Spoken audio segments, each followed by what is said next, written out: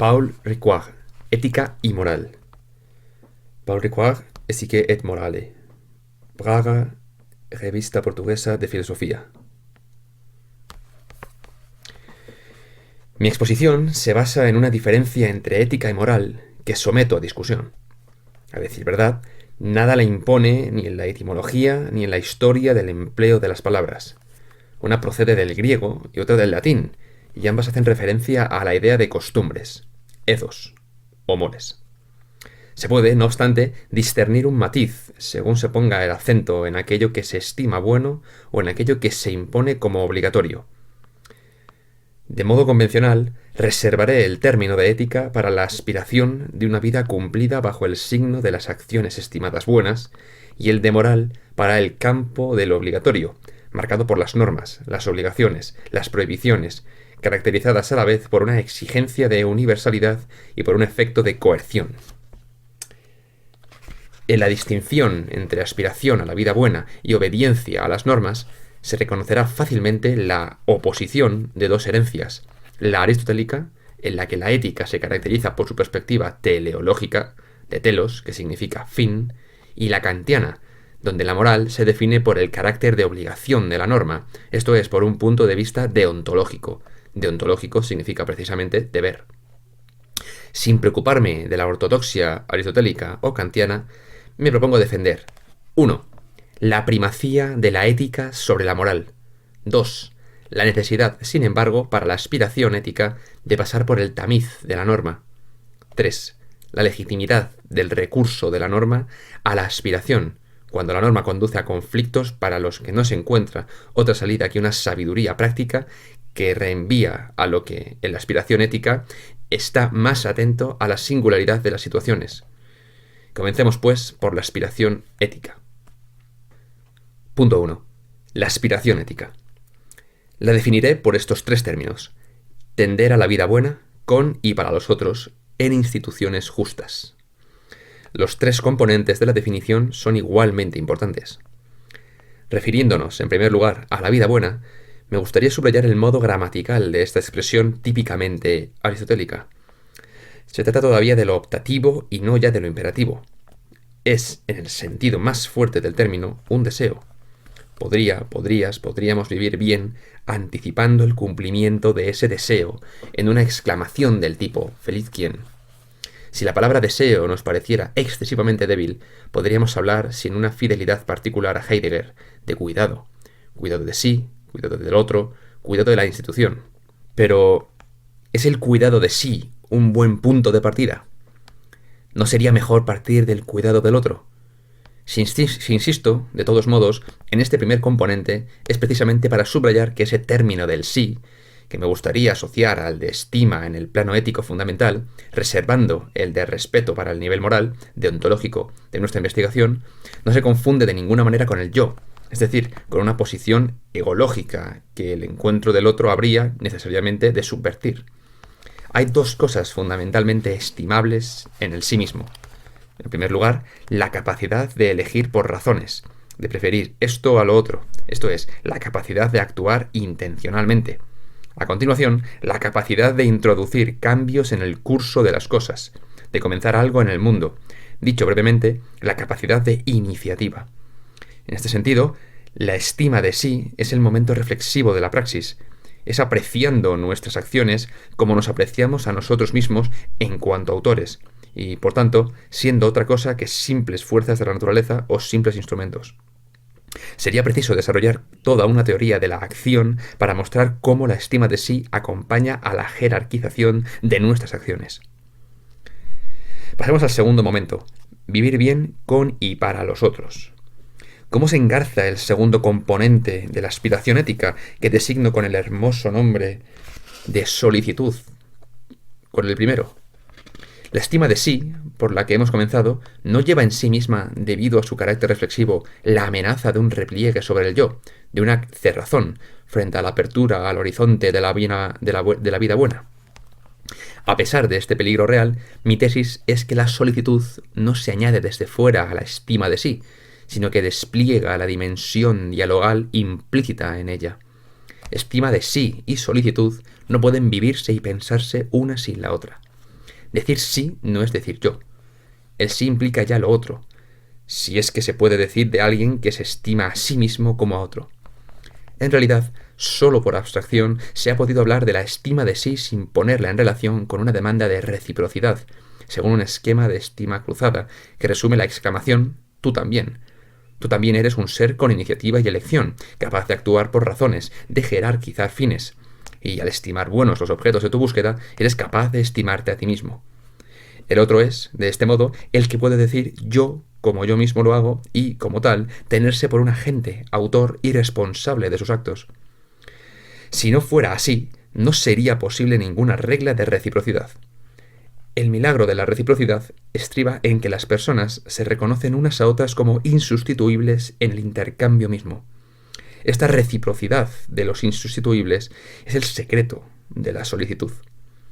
La reciprocidad no parece darse por completo, sino en la amistad, en la que uno estima a otro tanto como a sí mismo. Pero la reciprocidad no excluye cierta desigualdad, como sucede en la sumisión del discípulo al maestro. En todo caso, la desigualdad es corregida por el reconocimiento de la superioridad del maestro, reconocimiento que restablece la reciprocidad. A la inversa, la desigualdad puede provenir de la debilidad del otro, de su sufrimiento. Es entonces a la compasión a la que corresponde restablecer la reciprocidad, en la medida en que, en la compasión, quien parecía únicamente dar, recibe más de lo que ha dado, a través de la gratitud y del reconocimiento. La solicitud restablece la igualdad, allí donde no se encuentra dada, como sucede en la amistad entre iguales. Vivir bien, con y para el otro, en instituciones justas. Que la aspiración a vivir bien entraña de algún modo el sentido de la justicia, se encuentra implícito en la noción misma del otro. El otro es también otro que tú. Correlativamente, la justicia va más allá del cara a cara. Dos aserciones se encuentran aquí en juego. Según la primera, el vivir bien no se limita a las relaciones interpersonales, sino que se extiende a las instituciones. Según la segunda, la justicia presenta rasgos éticos que no están contenidos en la solicitud, esencialmente una exigencia de igualdad diferente a la de la amistad. Por lo que se refiere al primer punto, es preciso entender por institución, en este primer nivel de investigación, todas las estructuras de convivencia de una comunidad histórica, irreductibles a las relaciones interpersonales, aunque notablemente vinculadas a ellas, según se aclara a través de la noción de distribución, implícita en la expresión de justicia distributiva. En efecto, podemos entender por institución un sistema de reparto, de distribución, referido a los derechos y a los deberes, a los ingresos y a los patrimonios, a las responsabilidades y a los poderes, en suma, a los beneficios y a las cargas. Este carácter distributivo, en el sentido amplio del término, plantea un problema de justicia. Una institución tiene, efectivamente, una amplitud mayor que el cara a cara de la amistad o del amor. En la institución, a través de los procesos de distribución, la aspiración ética se extiende a todos aquellos a los que el cara a cara deja fuera como terceros. Así se forma la categoría del cada uno, que no es de ninguna manera el uno impersonal, sino el socio de un sistema de distribución. La justicia consiste precisamente en dar a cada uno lo suyo. El cada uno es el destinatario de un reparto justo. Podría sorprender que hablemos de justicia en el plano ético, en el que aún nos encontramos, y no exclusivamente en el plano moral, incluso legal, que abordaremos enseguida. Una razón legitima esta inscripción de lo justo en la aspiración a la vida buena y en relación con la amistad por otro. Ante todo, el origen casi inmemorial de la idea de justicia, su emergencia fuera del molde mítico en la tragedia griega, la perpetuación de estas connotaciones religiosas hasta en las sociedades secularizadas atestiguan que el sentido de justicia no se agota en la construcción de los sistemas jurídicos que suscita. Pero también sucede que el sentido de la justicia es solidario del de lo injusto, que a menudo le precede. Es a través de la queja como penetramos en el campo de lo injusto y lo justo. Esto es injusto. Tal es la primera exclamación. No puede sorprendernos por ello encontrar un tratado de justicia en las Éticas de Aristóteles, quien sigue en esto la estela de Platón. Su problema es concebir la idea de una igualdad proporcional que mantenga las inevitables desigualdades de la sociedad en el marco de la ética, a cada cual según su contribución y su mérito. Tal es la fórmula de la justicia distributiva, definida como igualdad proporcional. Es desde luego inevitable que la idea de justicia se adentre en las vías del formalismo por el que caracterizaremos enseguida la moral. Pero convenía detenerse en este estadio inicial en el que la justicia es todavía una virtud en la perspectiva de la vida buena y en el que el sentido de lo injusto precede por su lucidez a los argumentos de los juristas y de los políticos. Punto 2. La norma moral. En la segunda parte de este estudio hemos de justificar la segunda proposición de nuestra introducción, a saber, que es preciso someter la aspiración ética a la prueba de la norma. Habremos de mostrar de qué modo los conflictos suscitados por el formalismo, estrechamente solidario del momento deontológico, llevan de la moral a la ética, pero a una ética enriquecida por el paso por la norma e inscrita en el juicio moral en situación. En esta segunda parte nos concentraremos en la relación entre obligación y formalismo, manteniendo como hilo conductor los tres componentes de la aspiración ética. Al primero, denominado como deseo de la vida buena, le corresponde, desde la perspectiva de la moral, en el preciso sentido que hemos dado a este término, la exigencia de universalidad. El paso por la norma se encuentra en efecto ligado a la exigencia de racionalidad que, al interferir con la aspiración a la vida buena, se convierte en razón práctica. Ahora bien, ¿cómo se expresa la exigencia de racionalidad? Esencialmente, como exigencia de universalización. En este criterio se reconoce el kantismo. Efectivamente, la exigencia de universalidad no puede entenderse más que como regla formal, que dice no lo que hay que hacer, sino a qué criterio es preciso someter las máximas de la acción. A saber, precisamente que la máxima sea universalizable, válida para todo hombre, en cualquier circunstancia y sin tener en cuenta las consecuencias. Puede resultar chocante la intransigencia de kantiana. Desde luego, el formalismo implica dejar fuera del juego el deseo, el placer y la felicidad. Pero no por malos, sino porque no satisfacen, debido a su carácter empírico particular, contingente, el criterio trascendental de universalización. Esta estrategia de depuración, llevada a su término, conduce a la idea de autonomía, es decir, de autolegislación, que es la verdadera réplica en el orden del deber de la aspiración a la vida buena. En efecto, la única ley que la libertad pueda darse no es una regla de acción que responda a la cuestión ¿qué debo hacer aquí y ahora?, sino el imperativo categórico mismo en toda su desnudez. Actúa únicamente de manera que puedas querer que la máxima de tu acción se convierta al mismo tiempo en ley universal. Cualquiera que se someta a este imperativo es autónomo, es decir, autor de la ley a la cual obedece. Se plantea así la cuestión del vacío, de la vacuidad de esta regla que no dice nada en particular. Para compensar este vacío del formalismo, Kant introduce el segundo imperativo categórico, en el que podemos reconocer el equivalente, en el plano moral, de la solicitud en el plano ético. Recordaré los términos de la reformulación del imperativo categórico que permite elevar el respeto al mismo rango que la solicitud. Actúa siempre de manera tal que trates a la humanidad, en tu persona y en la del otro, no solo como un medio, sino siempre como un fin en sí. Esta idea de la persona como fin en sí es completamente decisiva. Equilibra el formalismo del primer imperativo. Se preguntará, sin duda, ¿qué añade al respeto a la solicitud y, en general, la moral a la ética? Mi respuesta es breve. Es por la violencia, por lo que es preciso pasar de la ética a la moral. Cuando Kant dice que no se debe tratar a la persona como un medio, sino como un fin en sí, presupone que la relación espontánea del hombre a hombre es precisamente la explotación, inscrita en la estructura misma de la interacción humana. Con excesiva facilidad se representa la interacción como un enfrentamiento o como una cooperación entre agentes de igual fuerza. Lo que es preciso tener en cuenta, ante todo, es una situación en la que uno ejerce un poder sobre otro y donde, por tanto, a la gente le corresponde un paciente, que es potencialmente víctima de la acción del primero. En esta disimetría básica se injertan todas las derivas maléficas de la interacción, que resultan del poder ejercido por una voluntad sobre otra. Esto abarca desde la influencia hasta el asesinato y la tortura, pasando por la coacción psíquica, el engaño, la artimaña, etc. Frente a estas múltiples figuras del mal, la moral se expresa por medio de prohibiciones. No matarás, no mentirás, etc. La moral, en este sentido, es la figura que reviste la solicitud frente a la violencia y la amenaza de violencia. A todas las figuras del mal de la violencia responde la prohibición moral. Ahí reside sin duda la razón última por la que la forma negativa de la prohibición es inexpugnable. Kant lo captó perfectamente. A este respecto, la segunda fórmula del imperativo categórico, más arriba citada, expresa la formalización de una antigua regla llamada regla de oro, que dice: no hagas a otro lo que no querrías que te hicieran a ti. Kant formaliza esta regla introduciendo la idea de humanidad, la humanidad en mi persona y en la persona de otro, idea que es la forma concreta y pudiéramos decir histórica de autonomía. He de dedicar aún algunas palabras a la transformación de la idea de justicia, al pasar del plano ético al plano moral. Vimos cómo esta transición se preludiaba en el cuasiformalismo de la virtud de la justicia en Aristóteles.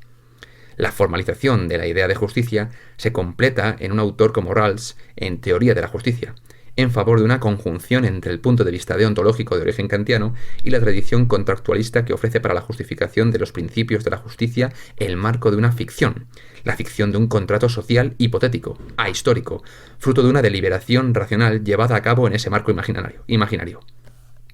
Rawls da el nombre de fairness, imparcialidad, a la condición de igualdad en la que se supone se encuentran los miembros de una situación original que deliberan tras un velo de ignorancia respecto a su suerte real en una sociedad real.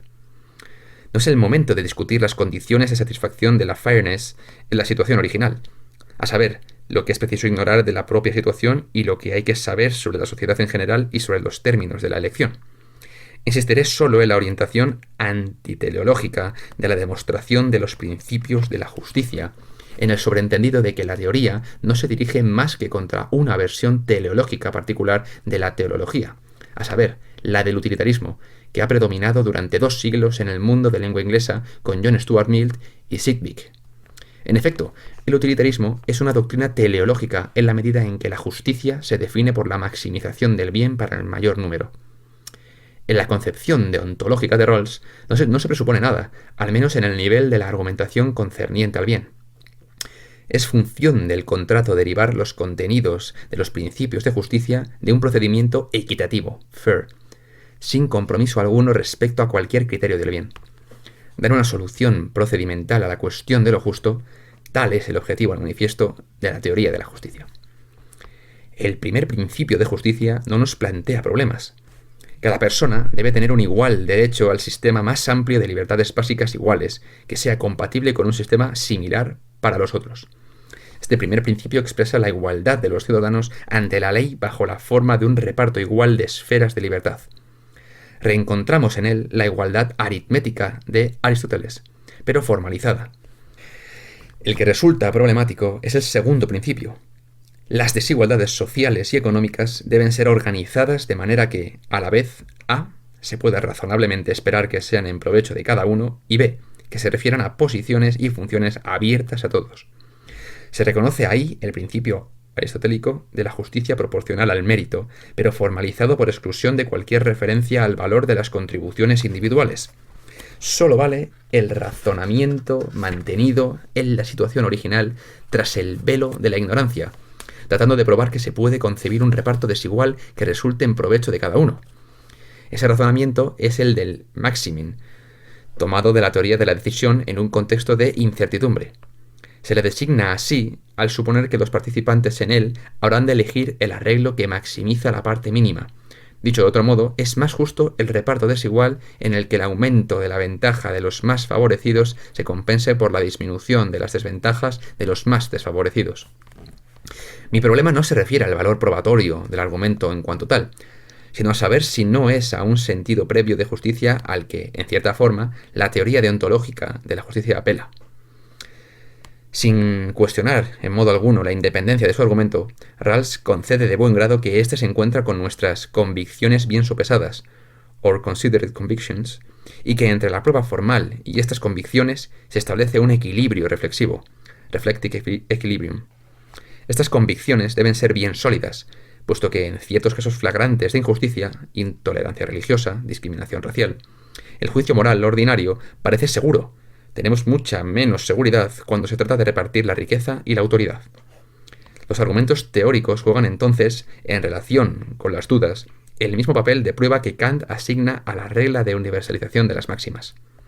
Todo el aparato probatorio aparece como una racionalización de esas convicciones, por el rodeo de un complejo proceso de ajuste mutuo entre las convicciones y la teoría.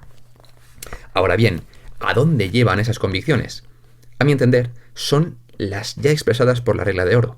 No hagas a otro lo que no querrías que te hicieran a ti.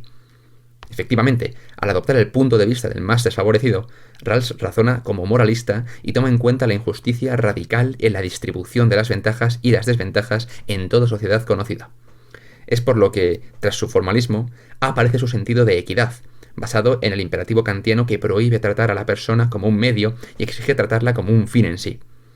Y tras este imperativo, advierto el impulso de la solicitud, respecto a la que más arriba mostré cómo realiza la transición entre la estima de sí y el sentido ético de la justicia. Punto 3. Sabiduría práctica. En el tiempo que me queda, me gustaría esbozar la justificación de la tercera tesis enunciada al comienzo de mi exposición, a saber, que un cierto recurso de la norma moral a la aspiración ética viene sugerido por los conflictos que nacen de la propia aplicación de las normas a las situaciones concretas. Desde la tragedia griega, y en particular desde la Antígona de Sófocles, sabemos que los conflictos nacen precisamente cuando los caracteres obstinados se identifican tan por completo con una regla particular que se vuelven ciegos para cualquier otra. Es el caso de Antígona, para quien el deber religioso de dar sepultura a un hermano prevalece sobre la clasificación del hermano como enemigo por razón del Estado. Lo mismo le sucede a Creonte, para quien el servicio de la ciudad implica la subordinación de la relación familiar a la distinción entre amigos y enemigos. No intento dilucidar aquí si son las propias normas las que se enfrentan en el cielo de las ideas o si el conflicto no proviene simplemente de la estrechez de nuestra comprensión, referida a una actitud moral desligada de su motivación ética profunda. Guerra de valores o guerra de compromisos fanáticos, el resultado es el mismo, a saber, el nacimiento de una tragedia de la acción sobre el fondo de un conflicto de deberes. Para hacer frente a esta situación se requiere una sabiduría práctica, sabiduría referida al juicio moral en situación, y para la cual la convicción es más decisiva que la regla misma. Dicha convicción no es, sin embargo, arbitraria en la medida en que recurre a las fuentes del sentido ético más originario que no han ascendido a la norma. Daré 3 ejemplos, tomado cada uno de ellos de los 3 componentes de la ética: estima de sí, solicitud, sentido de la justicia. En el nivel del primer componente, la estima de sí, surge un conflicto desde el momento en que se le aplica la regla formal de universalización, de la que ya hemos dicho que es el pedestal de la autonomía del sujeto moral. Ahora bien, aplicada literalmente, dicha regla de universalización crea situaciones conflictivas, por cuanto la pretensión universalista, interpretada por cierta tradición inconfesa, choca con el particularismo solidario de los contextos históricos y comunitarios de realización de esas mismas reglas. En Europa occidental somos testigos, y a menudo actores, de tales conflictos en los que se enfrentan la moral de los derechos del hombre y la apología de las diferencias culturales. Lo que no vemos es que la pretensión universalista vinculada a nuestra profesión de los derechos humanos se encuentra ella misma transida de particularismo, debido a la dilatada cohabitación entre esos derechos y las culturas europeas y occidentales en las que, por primera vez, han sido formulados. Lo cual no quiere decir que en esa pretensión no se canalicen auténticos universales, sino únicamente que solo una amplia discusión intercultural, apenas comenzada, hará aparecer lo que de verdad merece ser llamado universal. A la inversa, solo podremos hacer valer nuestra pretensión de universalidad admitiendo que otros universales en potencia se encuentran asimismo incluidos en las culturas consideradas exóticas. Se impone así una noción paradójica, lo reconozco, la de universales en contexto o universales potenciales o incoados. Esta noción da cumplida cuenta del equilibrio reflexivo que buscamos entre universalidad e historicidad. Solo una discusión en el nivel concreto de las culturas podría decir, al término de una larga historia aún por venir, qué pretendidos universales llegarán a ser universales reconocidos. Propongo un segundo ejemplo de conflicto de deberes tomado de la esfera ética de la solicitud y de su equivalente moral, el respeto. Habría podido atenerme a la manoseada cuestión de la verdad debida al moribundo o a la de la eutanasia, o embarcarme en la controversia del derecho al aborto en los primeros meses de embarazo. No habría dejado de invocar la sabiduría práctica en situaciones singulares, que a menudo son situaciones de desamparo, y abogar por una fina dialéctica entre la solicitud dirigida a las personas concretas y el respeto a las reglas morales y jurídicas indiferentes a esas situaciones de desamparo. Habría insistido también en el hecho de que uno nunca está solo cuando decide, sino en el seno de lo que llamaría una célula de consejo, en la que varios puntos de vista se calibran, en la amistad y el respeto recíproco. He preferido tomar un ejemplo para el cual se me ha requerido en el marco de una discusión en el seno de Amnistía Internacional. Se trata de la práctica de la medicina en situaciones de alto riesgo, como el internamiento psiquiátrico, el régimen carcelario, incluso la participación en la ejecución de la pena capital, etc. El médico consultado, en el marco de la cárcel, no puede ejercer plenamente su vocación definida por el deber de asistencia y de cuidados desde el momento en que la situación misma en la que es llamado a ejercerla constituye un atentado contra la libertad y la salud, exigido precisamente por las reglas del sistema penitenciario. Para el médico individual, se trata de elegir entre aplicar sin concesiones las exigencias derivadas del juramento de Hipócrates, con el riesgo de ser eliminado del médico carcelario, o consentir, ante las coacciones constitutivas de este medio, el mínimo de excepciones compatibles con el respeto de sí, el respeto al otro y el respeto a la regla. Pero no hay regla para dirimir entre reglas, por lo que, una vez más, hemos de recurrir a la sabiduría práctica, próxima a lo que Aristóteles designaba con el término phronesis, que se suele traducir por prudencia, de la cual dice, en la Ética Nicómaco, que es en el orden práctico lo que la sensación singular en el orden teórico. Ese es exactamente el caso del juicio moral en situación. El último ejemplo de juicio moral en situación que propongo compete al problema de la justicia, ya evocado en dos ocasiones, en el plano ético con lo justo y lo injusto, y en el plano moral con la tradición contractualista. Partamos del punto en el que nos detuvimos con la concepción puramente procedimental de la justicia en Rawls. Lo que esta concepción no toma en cuenta es la heterogeneidad de los bienes que están implicados en la distribución por la cual se han definido las instituciones en general. La diversidad de las cosas a repartir desaparece en el procedimiento de la distribución. Se pierde de vista la diferencia cualitativa entre las cosas a repartir, en una enumeración que pone, una tras otros, los ingresos y los patrimonios, las posiciones de responsabilidad y de autoridad, los honores y las reprobaciones. El propio Rawls abre una vía para el cuestionamiento del formalismo al hacer referencia a la idea de bienes sociales primarios. Ahora bien, si se pregunta por lo que califica como buenos esos bienes sociales, se abre un espacio de conflictos desde el momento en que los bienes son relativos a significaciones y a estimaciones heterogéneas. En un autor como Michael Walzer, en Spheres of Justice, 1983, el tener en cuenta esta real diversidad de los bienes lleva a un verdadero desmembramiento de la idea unitaria de justicia, como lo sugiere el título de su libro. Constituyen esferas distintas de justicia las reglas que definen las condiciones de la ciudadanía, las que se refieren a la seguridad y el bienestar, las que tienen por referencia la idea de mercancía, es decir, la noción de lo que, por su naturaleza de bien, puede o no ser comprado o vendido, las que regulan la atribución de los trabajos, de las posiciones de autoridad y de responsabilidad sobre una base distinta a la herencia o a las relaciones personales. Ahora bien, los conflictos no nacen solo por desacuerdo respecto a los bienes que distinguen estas esferas de justicia, sino también por la prioridad que se ha de dar a las reivindicaciones vinculadas a cada una de ellas. Es a esta embarazosa situación a la que, una vez más, ha de hacer frente la sabiduría práctica. En efecto, la experiencia histórica muestra que no hay regla inmutable para clasificar, en un orden universalmente convincente, reivindicaciones tan estimables como las de la seguridad, la libertad, la legalidad, la solidaridad, etc. Solo el debate público, cuyo resultado sigue siendo aleatorio, puede alumbrar un cierto orden de prioridades.